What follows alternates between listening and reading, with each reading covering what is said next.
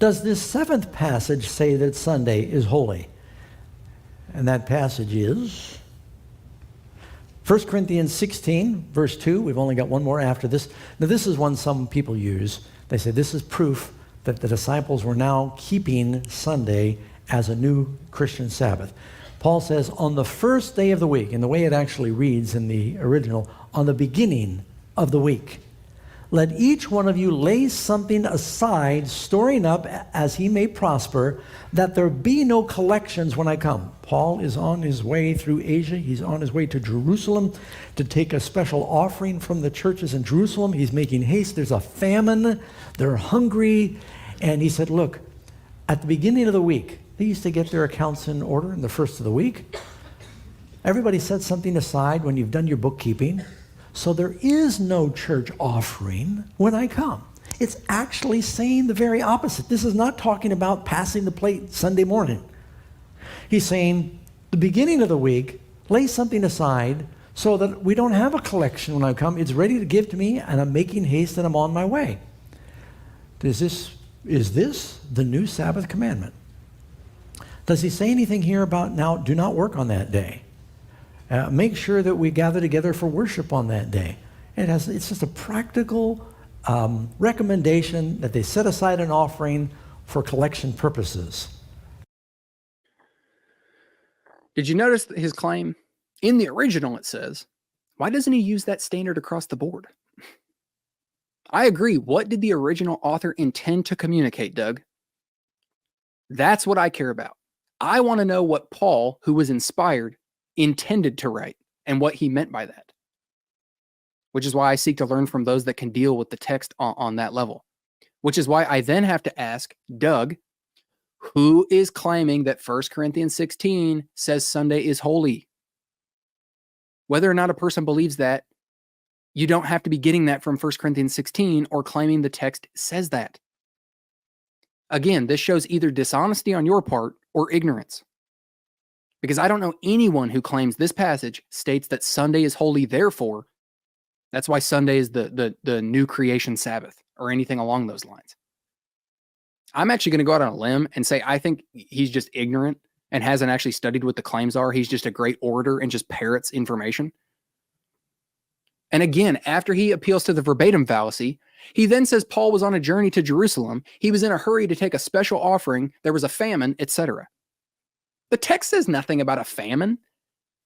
It doesn't verbatim say this was for the poor because of a famine.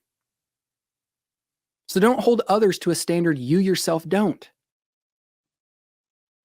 The Greek grammar and the context of the passage are what should drive the understanding. What it evidences is that 1, New Testament day keeping is a thing, and 2, that it's to be the first day. When Paul says, as I've given orders to the churches of Galatia, so you must do also. On the first day of the week, let each one of you lay something aside. So this is in what's called the present active imperative in Greek. What does that mean? Very simple. An imperative is simply a command.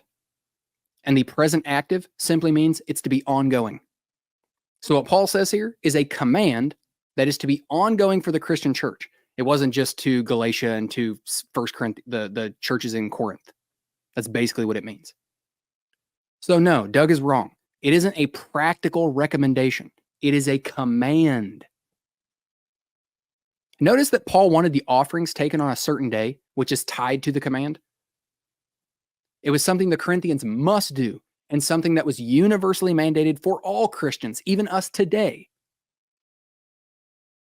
According to the SDA interpretation, this would make no sense because they claim it's about setting money aside for Paul when he then comes through for a charity to then take to Jerusalem. It only makes sense as an imperative when it's understood that it's about continual church practice. Was Paul coming through weekly to pick up charity set aside? And they were to continue doing that as a command? Notice again what Dr. Kaiser says in his book. He says, quote, Seventh-day Adventists have tried to say that this passage is only talking about setting aside some money in the home on each payday, and that the first day of each week was probably payday. As Gordon Fees notes about Adolf Deisman, he's a German theologian, if I'm pronouncing that right, but Adolf Deisman put forth this suggestion, but acknowledged that it had no known support. It seems altogether too modern to have merit. Not only does it not have support, but there is much evidence that laborers were paid on a daily basis. See, for example, Leviticus 19:13, where employers were not allowed to wait till the next day to make payment. See also Matthew 21-16. There is no getting around the religious significance of the first day, no matter how you translate the Greek. Notice, too, that the context indicates that this is an order to the churches, verse 1. This is church practice in other nations as well, verse 1. That's what's being addressed, not private charity, close quote. No known support for the idea of the first day being payday or the text being in reference to such. This passage, like the rest of the letter, is not about personal charity. It's about instruction for the church polity. It wasn't contained to just Corinth or Galatia, but all Christians. So this passage is cited in this context because it is indicative that the church was gathering on the first day, and Paul gives this command in conjunction with that. Not because it verbatim says, Sunday is a new holy day, this is a new command, or the other straw man that he's put up.